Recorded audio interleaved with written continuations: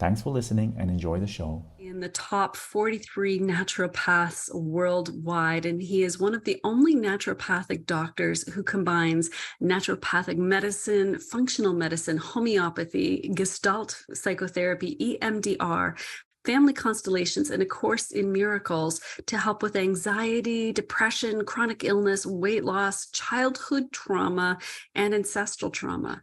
Dr. Ameet focuses on healing the physical and emotional root causes of illness and mental health issues. His books and online courses are available on drameet.com, as well as doing health retreats around the world. He's helped thousands of people improve their well-being, emotional resilience, and self-confidence. And last but not least, he is our very special guest that we are so honored to have today. Thank you, Dr. Ameet, for being here. Thank you, Irene. I'm really excited to dive into really root causes of healing the root causes of trauma and using really things like homeopathy, family constellations therapy, and other methodologies so that people are less dependent on chronic therapy, but really get their freedom and sense of well-being back again very fast. Absolutely.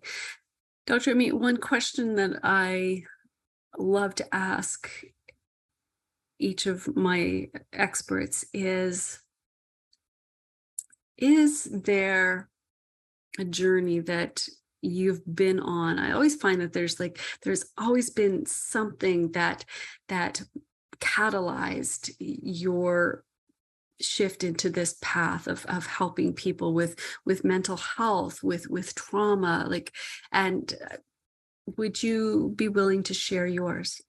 Absolutely. So I grew up in Kenya and we were caned every day. That was normal to be beaten every day. We didn't realize it as trauma because it was like an agreed collective trauma, which you identify as normal.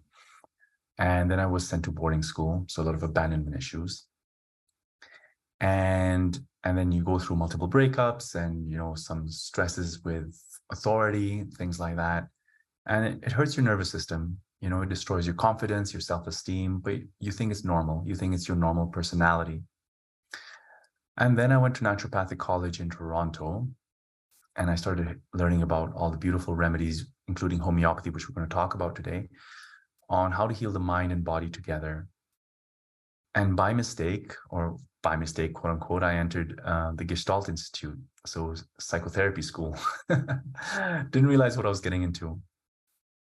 And that's where I started uncovering the pain of all these experiences I've had in my life and the value of witnessing this pain and releasing the pain rather than normalizing it or trying to fit it into life or your personality. And my confidence improved, personality changed. So I teach around the world now. I run health retreats in different parts of the world. I can really tap into people's emotions in a very safe way that allows them to come out of hiding or trauma or withdrawal or self-esteem issues or darkness. So psychotherapy really changed my personal life and the way I work with clients now. Not only do I use naturopathic medicine and herbs and acupuncture, whatever it may be, but I see the value of really releasing emotional trauma to heal both physical and mental issues, right? So I'll combine homeopathy to release the trauma, as well as Gestalt therapy, somatic experiencing, family constellations therapy, which we'll cover today as well, to heal ancestral trauma. And also simple things like EMDR. Thank you so much for your vulnerability and sharing. It's important, I feel, for our listeners to be able to, look at us and know that we've been there too. Yes. Because all too often they can just look at us as we are now and go, well, you seem to have it all. Right? That life must have been easy for you, not like it was for me. Yeah. And the reality is you had a very tough upbringing, even if, and I really appreciate it, and I want to unpack a little bit here that it wasn't recognized as abuse, Hmm. right? That's the Because big thing for it's just people. the way things were. Yeah. Yeah. People grow up in families, abusive families or abusive environments, but because they grew up in it, it almost feels normal or the status quo kind of thing for people. And so they don't identify it as wrong, and their personality adjusts to accepting that or living with that, not knowing how to stand up for yourself, not knowing that you can say no to authority, not knowing that you can run away or find safety, right? Mm, And so we put up with a lot, and we go into agreements and contracts in our adult life that really sabotage happiness and fulfillment and even your own success, right? Because absolutely. you don't ask for what you need. You think it's wrong to ask, right? That's one example. Or you don't stand up for yourself. It's too dangerous, right? And so this often happens from what I call normalized trauma, but also obviously from traumas that we can see that are traumatic or wrong situations. But I find that the normalized traumas, especially traumas that come from our parents, are much deeper set in our nervous system and affect our behavior, our personality, more permanently. I put that in quotes because change is possible. But these deep-seated normalized traumas and parental traumas, um, yeah, well, just to repeat myself, affect our personality in a more Mm, consistent way. And we're here absolutely. really to unpack that because homeopathy and other therapies can really shift our nervous system to come out of those states of compensation so that we're more resilient, more emotionally resilient, more powerful, and get our life force back and set our boundaries as well so we feel comfortable with our individuality. Because often when we're traumatized, we're so scared of being ourselves and being seen as an individual because that individual was threatened. So what happens is we go into confluence, we go into agreement with everyone else, right? We agree with what people are saying all the time to stay safe. And I respect that. We don't criticize that. That's a very intelligent survival mechanism. Mhm. And at the retreats I run, we work on those hidden agendas Mm, to really help you feel safe in a group, in a community, and still remain or discover your individual self-love. You emerge as a powerful being. mm. Thank you. That's beautiful. And the importance of safety is crucial. Like there can be no healing without that feeling of safety. Mhm. So it's can you please explain more about family constellations and how that works is related to the trauma work? So family constellations therapy, developed by Bert Hellinger, who spent a lot of time with the Zulu people in South Africa, basically identifies certain imbalances in the family system. They're called orders of love, yeah, that need to be respected. One of the orders of love is including everyone. Everyone needs to be included. What does that mean? So sometimes we exclude, ex-lovers of our parents or family members. Miscarried or aborted children are often not recognized or acknowledged or given a place in the family system. People who have been murdered or the black sheep of the family or people we don't talk about who are being incarcerated, they're not mentioned. And these excluded souls, basically the exclusion of them resonates in the family system. And what do I mean by that? When it resonates, the exclusion resonates, then because it resonates, there's a frequency that's living in the family system that has to manifest or show up in an individual, show up somewhere. And that showing up often happens in a child that's born in the system. So either me, you, or your siblings might have symptoms of anxiety, depression, OCD, even physical ailments that are really representing something that's been excluded or someone that's been excluded or an event. And so in family constellations, we use healing sentences, such as, for a typical example, is when there's a miscarried or aborted child, and I think I'm the first child in the family system, but really I came after the missing child.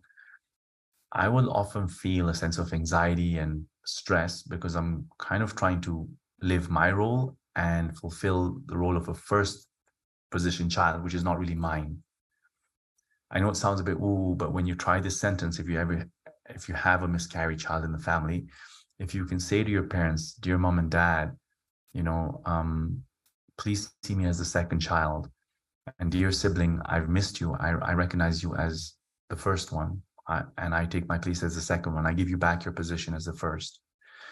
Your nervous system will calm down so fast. You know, I've had multiple patients where I've used homeopathy, gestalt therapy, EMDR, etc., to help their nervous system. It helps temporarily.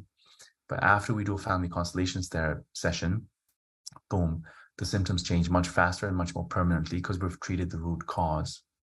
And I'll share some homeopathic remedies I also use from the online course for healing trauma, but I really want to share the importance of family constellations therapy here. The second order of love is hierarchy.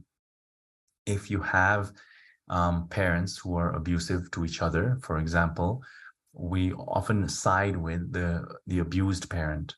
So in many situations, it's the mother who is being abused by the father. So we'll protect the mother and reject the father. So we take on a parental role. Yeah. So we change hierarchies. Now the mom becomes our child in a way, and we become a parent to the mother. Yeah. So there's a shift in hierarchy here. Yeah. And that often leads to unhappiness for the child. It's very natural for us to do it, right? It leads to unhappiness and codependent relationships. So our identification of love with our mother is about taking care of her and her needing us. So when we grow up, in a way, either we're very busy rescuing mom energetically, so we're not fully available to thrive in another relationship or to invite someone in our lives, or we attract people who really need us, who are dependent on us, and then we're frustrated in the relationship and we go through multiple breakups because we're like, gosh, this doesn't satisfy me. But we don't realize our safety lies in rescuing people or looking after people. That's what we identify as connection, love, communication. And so we say different healing sentences there, such as, dear mom, you know, I've been carrying your pain for you and I love you very much. Will you please forgive me and bless me if I let this go back to you, or let this go and see you as the big one and me as the child. And when I see you as the big one, I see that you had the power to look after this as well. You know, and as I see you looking after this, I see you now as my mother, and I recognize myself as the real child now. I recognize my childlike state when you are the big one and can take care of this. Yeah. Please give me permission to be your child, and, you know, please take this back. I will carry what is my part to carry here. And I see a better way to honor you is to let you carry what maybe you couldn't carry then, but maybe you can carry now. Now, there's different versions of the sentence I use based on the energetic and the consciousness of the person in front of me, right? And so we do this at the retreats as well, and online also. We can do it online because you can feel the vibes of a person very easily, whether it's in person or online. And these sentences basically release the entanglements we have with our family members and give us the freedom to be authentic and in our correct position in life. Yeah, where we're meant to be. And then the third order of love is the order of balance, the balance of giving and taking. In relationships, one might give more than the other, or one might receive more than the other. And that creates a lot of frustration, guilt, resentment, and that causes conflict, right? Or when our parents give to us as children, then we feel inclined to give back. And Bert Hellinger mentions the best way to give back is to either give to a child, so produce a child, or adopt, or to serve communities and society. So we pass on the good deeds of our parents onto the world, rather than, because we're not recommended to give back to the parents. Yeah, we don't pay back parents, it's to pass on the love and the life force. And so there's many I know it sounds very basic descriptions, but there's many nuances in life where we cross over these orders of love, we break them. And that leads to chronic disease, unhappiness, anxiety, depression, and difficult to heal situations until we identify this crossover. For example, if there's victims of war and my grandfather, he didn't do this, but for example, if there's a grandfather that murdered some people, some innocent people, my grandfather might carry some guilt or burden, and I will kind of inherit that, and I will feel the sadness maybe of the victims as well, or of my grandfather. Yeah. So I might even feel terror of gas or of electricity, depending on how those people were murdered unexplainably. And then we often find in constellations these murdered victims are identified. And I, as a descendant of my grandfather, I am actually identifying with the people he murdered. Right? So I'm carrying their trauma. It's not only my relative's trauma, but who he affected as well belongs in the system. And so by acknowledging them, then we include them, right? Because they were excluded, so we include them.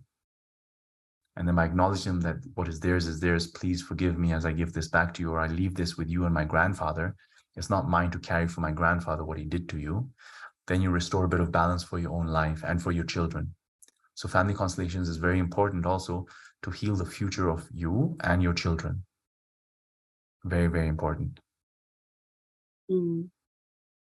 Thank you for explaining that. That is so powerful. I could feel the power as you said the words. Yeah. So I hope our listeners go back and rewind this and listen to that part, because that was massive. So would like to unpack this a little bit for those that were excluded. And I can see how, like when you said, if there was a stillborn or a child who died, and right, that changes the birth order. Absolutely. Right. It also creates grief for the mother and father, which the children often carry on behalf of their parents. It creates, grief. So two things happen. One is it changes the birth order. Number two, the parents have this deep grief, and we as children often carry it, or we have this guilt of surviving when the other sibling died. So guilt of being alive, or just chronic guilt issues. And so another sentence would be, dear mom and dad, I see, your pain for my brother or my sister or this missing child. I have my own pain. I leave with you what is yours, your pain. And I honor and respect, my own missing of this sibling. So you get in touch with your real feelings and let go of what belongs to mom and dad. And that gives a lot of clarity to your nervous system as well. I can feel the power in that. That is. Yeah. I choose words very carefully based on the energetics of the moment. So some of you are feeling the power of these words because they're downloading. I'm not just, using they're downloading based on the resonance of this moment.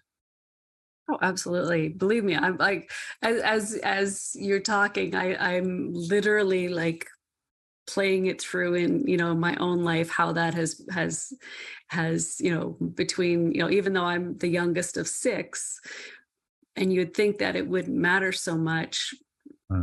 My mother had stillborn twins in there, and it was handled very, very, very badly by the doctor, and my mother was absolutely bereft. It didn't matter if she already had 4 children before that, right? And so I can see how that would play out in our family. And she never forgave my father for not standing up, better. She didn't forgive the doctor. So I can literally see how that would, that's, yes. Yeah. The grief is hers, not yours to carry. Right. I know it sounds very cold to say that, but when you do this, in a delicate way, and I could work with you personally on that, then we find healthy ways and honorable ways of, either sharing the burden with mom or recognizing really what needs to go back to her. And you can do that when you're ready. Sometimes we're not ready to give back to our parents what is their grief and pain. And that also needs to be respected. Yeah, because we bond with our parents based on their pain as well. That's our idea of bonding. Yeah, that's very Absolutely. important to recognize that bonding is really crucial here. And if we can recreate other ways of bonding, then the pain is less significant to bond with. And I don't want to assume here, so I'll ask it as a question.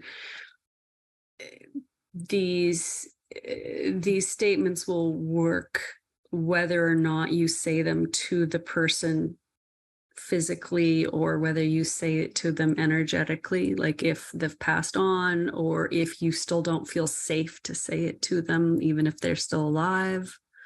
Yeah. So at the retreats, I get a representative to represent a person to represent, like one of the other people will represent your mom or dad, and you can say it to them. One-on-one or online, then I get you to say it energetically. You can feel where your mom is or your dad is or whoever is there. And these sentences will come up more clearly depending on your unique situation.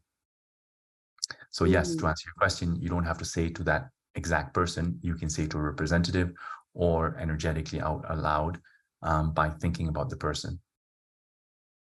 And I can see the power of this, like in even how it manifests in disease and illness in the body. And I think back years of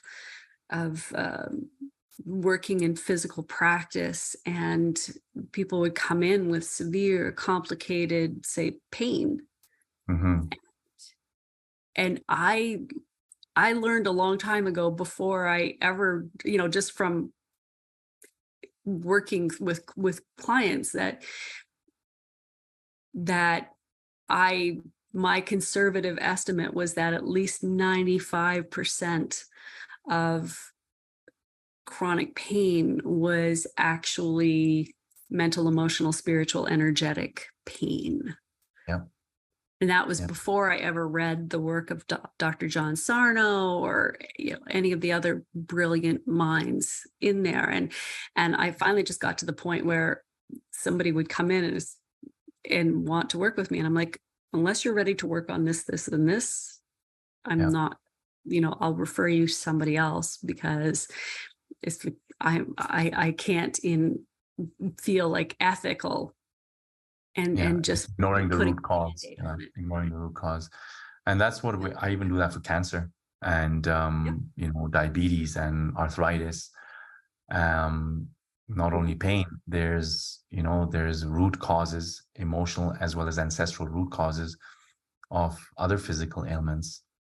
And you give the person a higher chance of survival of fighting the disease once you disentangle from those root causes. And that's really important to remember, because of course we all love the supplements. We all love, the gut healing, liver detox, which I also specialize in. And there's some free videos there on my website on that.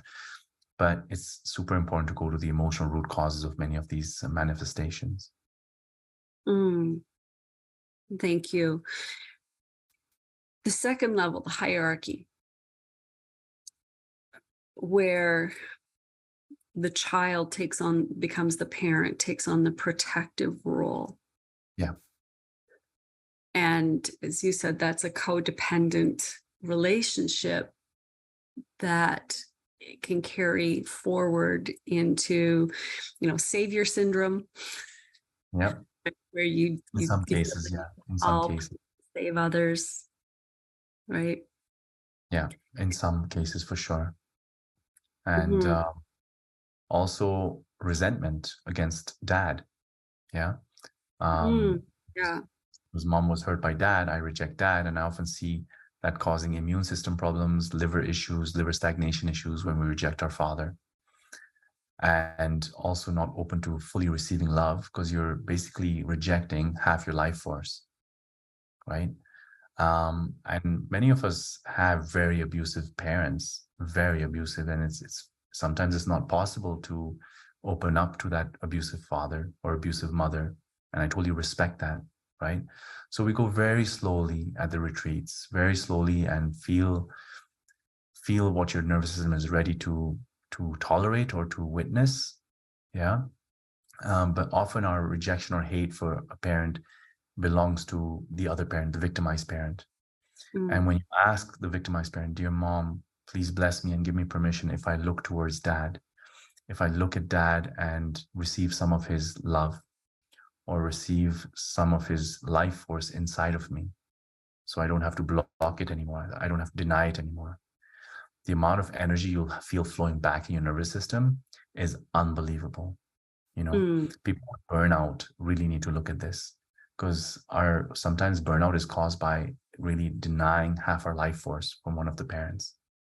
And we're basically living only on one loyalty to one parent, which creates a lot of stress for your nervous system and your adrenal glands. Thank you for pointing that out. Mm-hmm. And it's so true, right? And unfortunately, this plays out even in divorces, right? Where if one parent badmouths the other, or God forbid, both parents are fighting and tearing down the other, it's like that child is still half and half. So they're going to feel torn, and they're also feeling like if you hate dad, you hate me because I'm half dad. Exactly. The self-criticism that goes on. Yeah. We don't identify it as you hate me, but automatically there is that pain and rejection of part of you, because part of you does come from dad. So true. So true.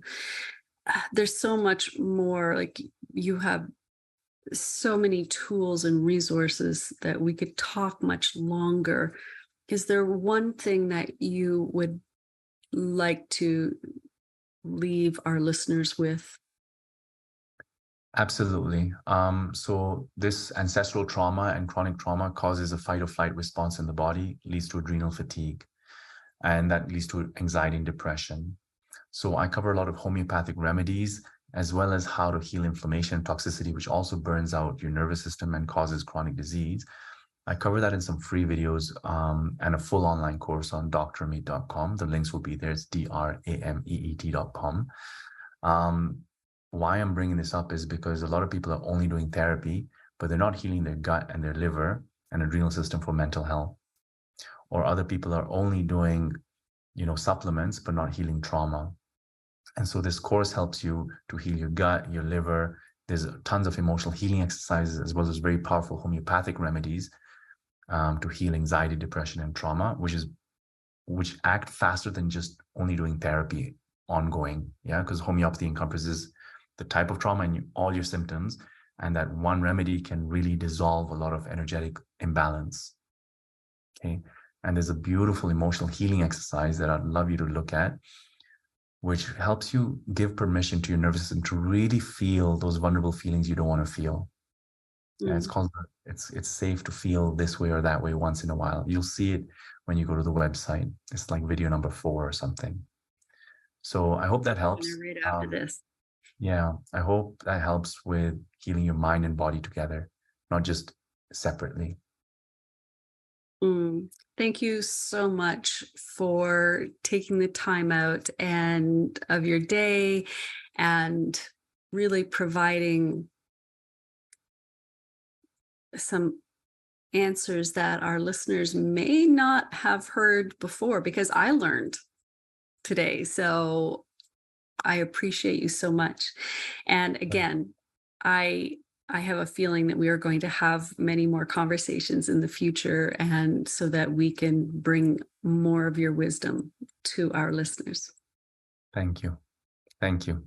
And if anyone wants to join me on retreats in Africa or in Europe, where we're doing deeper work, just send me an email, because those retreats and the workshops, the trainings in mental health therapy, are not yet live on the website, but we're running those in Africa, combining with safaris and yoga and workshops to help you heal mental health issues for your clients, or even to learn how to use holistic medicine more effectively.